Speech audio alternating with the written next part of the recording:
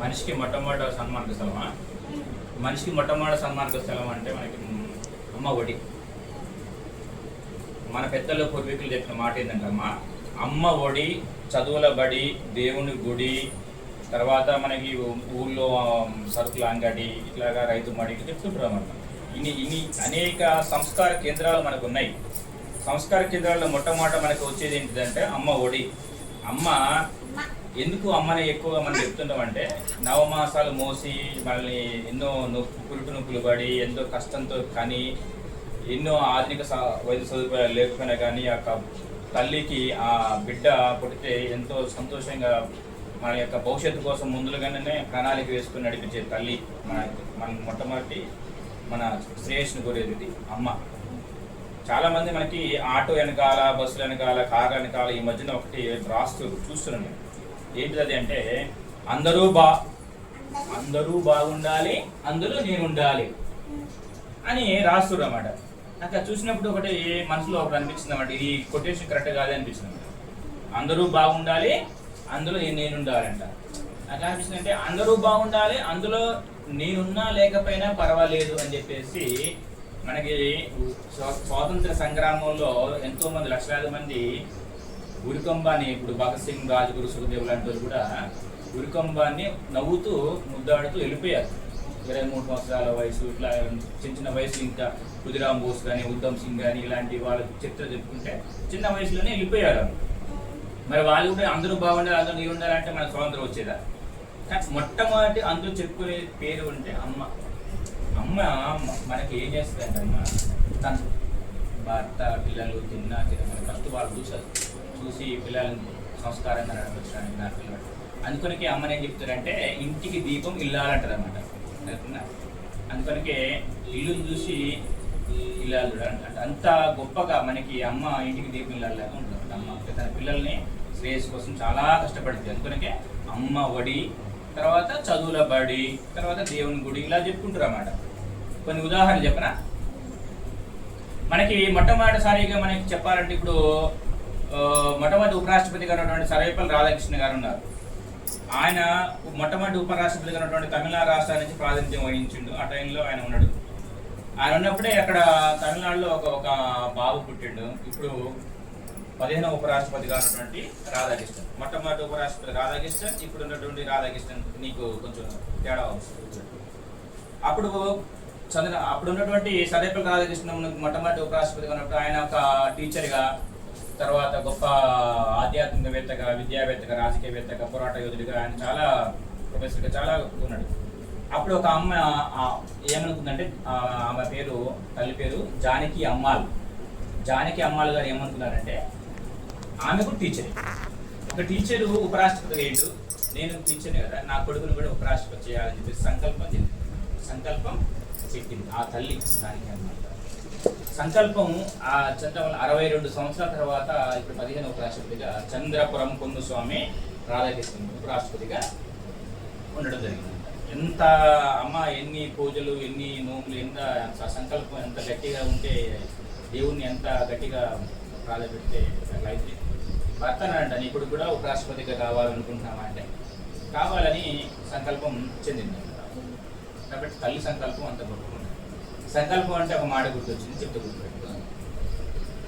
ఒక సినిమాలో, గోపిచంద్ర సినిమాలో డైలాగ్, నన్ను కొట్టాలంటే నా ఎదురుగా నా అంత బరువు, నా అంత ఎత్తు ఉంటే సరిపోదు, అవతల కూడా అది నేనే ఉండాలంటే అనమాట. దాని అర్థం తెలుసు.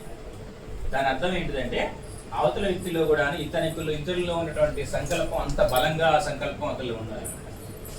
అత్యంత చాలా మంచి బలమైన సంకల్పం ఉందన్నమాట తల్లి జానకి అమ్మాల్. తర్వాత ఛత్రపతి శివాజీ మహారాజు గారి యొక్క తల్లి పేరు జిజామాత. ఆ జిజాబాయి అంటారు అన్నమాట. ఆమె చిన్నప్పుడు పూజ, శివయ్య పూజ బాగా చేస్తుంది. శివయ్య పూజ చేస్తుంటే కొంతమంది ఆ పూజలు అపవిత్రం చేస్తుంటారు అన్నమాట. అక్కడ తండ్రిని మేడిగిద్ది. తండ్రి ఏం చెప్పేదంటే వద్దమ్మా అని చెప్పేసి అంటాడు అనమాట. తర్వాత పెళ్ళి అయిన తర్వాత భర్తను అడుగుతుంది షాజీ బోన్స్లే. భర్త కూడా ఒప్పుకోడు. కానీ ఆమె సంకల్పం ఎలా చెందింది?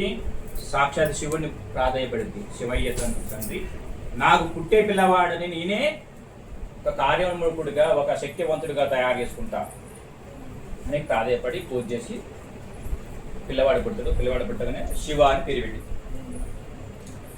చూడు, గమనించు, పిల్లవాడిని ఎలా తయారు చేస్తాడంటే ఒక సమర్థ రామదాసు గురువుగా దాదాపు ఇలా ఉన్నారు. కానీ అమ్మ సంకల్పం గట్టిగా ఉండేది అనమాట. ఒకసారి ఒక యుద్ధంలో పోవాలి అంటే అప్పటికప్పుడు పోవాల్సిందే. 2 రోజులు 3 రోజులు ఇంకా ఆగా వద్దు, ఆడ సైన్యం ఎక్కున్నారు, ఇలాంటివి ఏమీ ఉండదు. వెనకడుగేసే ప్రసక్తి లేదు. పిల్లవాడిని అలా తయారు చేసింది. ఒక శివ అని పేరు పెట్టి ఒక శివాజీ, ఛత్రపతి శివాజీ మహారాజుగా ఒక సంకల్పం చెందించి ఒక హిందూ సామ్రాజ్యానికి మనకి ఒక గొప్ప యోధుడిని తయారు చేసి ఇచ్చిన తల్లి విజయమాత. సంకల్పం అర్థమవుతుందా? కాబట్టి అమ్మ ఒడి అంత గొప్పది. తర్వాత మనకి ఇంకో పేరు చెప్తా, గుర్తుపెట్టుకో. స్వామి వివేకానంద మొట్టమొదటి పేరు నరేంద్ర దత్త. అమ్మ పేరు నరేంద్ర దత్త. స్వామి వివేకానంద తల్లి పేరు ఏం పేరంటే తల్లి భువనేశ్వరి దేవి. స్వామి వివేకానంద ఒక పేపర్ మీద అట్లా వాళ్ళకు చెప్తుంటారన్నమాట, అప్పుడప్పుడు రాస్తారన్నమాట. నా జ్ఞానం యొక్క ప్రకాశానికి నేను నా తల్లికి ఎప్పుడు రుణపడి ఉంటాను అంటారన్నమాట. ఎందుకు ఆమె అంత ఘనంగా గొప్పగా స్థాయికి తీసుకొచ్చింది కొడుకుని? భువనేశ్వరి దేవి. ఒకసారి చిన్న సంఘటన చెప్తా, వాళ్ళ యొక్క జీవితం జరిగిన సంఘటన గుర్తుపెట్టుకో. తల్లి భువనేశ్వరి దేవికి ఒకసారి ఏం జరిగిందంటే, అమ్మ ఇంట్లో ఉంటుంది అమ్మ నరేంద్ర దత్త. స్వామి వివేకానంద పూర్వనామం నరేంద్ర దత్త, తండ్రి పేరు విష్ణుదత్త. అయితే పాఠశాలలో ఉన్నప్పుడు ఏం జరిగిందంటే, అందరూ ఒక గురువు టీచర్ ఏం చేస్తుంటారంటే పిల్లలందరినీ అడుగుతుంటారు అనమాట. పెద్ద అయిన తర్వాత ఏమవుతావు, పెద్ద అయిన తర్వాత ఏమవుతావు అని అడుగుతుంటారు. అందరు డాక్టర్ అవుతా, ఇంజనీర్ అవుతా, కలెక్టర్ని అవుతా, పోలీసుని అవుతా, టీచర్ని అవుతా అంటుంటే నరేంద్ర దత్త దగ్గర రాగానే, పెద్ద అయిన తర్వాత నువ్వు ఏమవుతావు నాన్న అంటే, అప్పుడు ఆ పిల్లవాడు ఏం చెప్తారంటే జట్కావాలా అవుతా సార్ అంటారు అనమాట. అందరు నవ్వుతున్నమాట. ఎందుకంటే జట్కావాలా అంటే గుర్రబండి నడిపేట వాళ్ళని అప్పుడు జట్కావాలా అని అంటారు. ఆ కలకత్తా నగరం ఆ ప్రాంతాల్లో అప్పట్లో ఆయన పుట్టిన ప్రాంతం అక్కడ కదా, దక్షిణ ప్రాంతంలో ఆయన బాగా తెలియదు. వచ్చినప్పుడు ఆ టైంలో గుర్ర బండి నడిపే వాళ్ళని కొంచెం బాగా ఫేమస్, పిల్లలు సంతోషంగా చూసేవాళ్ళు, వాళ్ళు చూసేవాళ్ళు. అయితే అది ప్రేరణగా అన్నాడు అన్నమాట. ఆయన చిన్నపిల్లగాడు బాల చేపలతో. అయితే క్లాస్ అయిపోయింది, పిల్లలందరూ ఇంటికి పోతారు. ఈయన నరేంద్ర దత్తతో పాటు వాళ్ళ ఫ్రెండ్ కూడా పోతారు అన్నమాట. పోయి భువనేశ్వరి దేవితో తల్లితో చెప్తారన్నమాట, అమ్మ మేమందరం ఈరోజు స్కూల్లో టీచర్ అయితే మేమందరం కూడాను డాక్టర్ని అవుతాం, ఇంజనీర్ అవుతాం, కలెక్టర్లు అవుతాం అంటే మీ అబ్బాయిని జట్కావాలా అవుతా అన్నాడు, మేమందరం నవ్వినాం అని చెప్పేసి అంటారన్నమాట. అనేసరికి అమ్మ కాడికి పోయి నరేంద్ర దత్త పోయి, అమ్మ నేను చెప్పింది తప్ప, నేను జట్కావాలా అవుతా అన్న అమ్మ, అందరు నవ్వుతున్నారంటే తల్లి ఎలా చెప్పిందంటే సంస్కారంగా ఎలా తయారు చేసింది గుర్తుపెట్టుకో. పిల్లవాడు చేయబట్టుకుని పూజా మందిరంలో తీసుకుపోయిన తర్వాత ఆ పూజా మందిరంలో శ్రీకృష్ణ పరమాత్మ జగద్గురు శ్రీకృష్ణ పరమాత్మ భగవద్గీత బోధిస్తుండు అర్జునుడికి, కార్యోన్ముఖులు చేస్తుండు అన్నమాట. ఆ టైంలో చూడు నాన్న, ఆ ఫోటోలో నీకు ఏమవుపడుతుంది అంటే, అమ్మ భగవంతుడు శ్రీకృష్ణ పరమాత్మ అర్జునుడికి గీతోపదేశం చేస్తున్నటువంటి చిత్రం అమ్మ, ఆ ఫోటో అమ్మ అంటే చెప్పిద్దామన్న తల్లి, నువ్వు కూడా శ్రీకృష్ణ పరమాత్మ లాగా జట్కావాలా కావాలి. కనపడే ఆ 4 గుర్రాలు ధర్మ అర్థ కామ మోక్షాన్ని చతుర్విధ ఫలాలని పట్టుకోవడం రానటువంటి ఈ యొక్క సమాజానికి నువ్వు, సమస్త ప్రపంచానికి నువ్వు వెలుగునిచ్చే గొప్ప జట్కావాలా కావాలి. అవుతావా? అర్జునుడు లాంటి శక్తివంతులు కూడా తమ శక్తిని గుర్తించలేకపోతున్నారు. ఆ శక్తిని గుర్తించలేని వ్యక్తులకి నువ్వు శక్తిని ఇవ్వాలి, ఇస్తావా అని తల్లి పిల్లవాడికి కార్యోన్ముఖం చేసిందన్నమాట. ప్రపంచ విశ్వవిజేత ఎవరు? స్వామి వివేకానంద అయింది. 2 సార్లు ప్రపంచ యాత్ర చేసి కూడా ప్రపంచానికి జ్ఞానం యొక్క వెలుగుతో విశ్వవిజేతగా అయి సర్వమత సమావేశాల్లో కూడా ధీటుగా నిలబడి వచ్చినటువంటి వ్యక్తి. ఒక తల్లి సంకల్పం, ఒక జానకి అమ్మ సంకల్పం, తల్లి సంకల్పం. ఈనాడు ఉపరాష్ట్రపతిగా అయితే ఒక తల్లి సంకల్పం విజయమాత సంకల్పం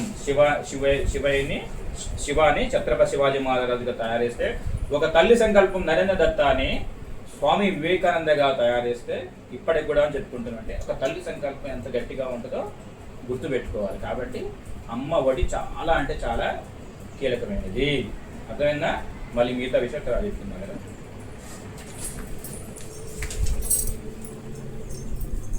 కట్ చేసినావా?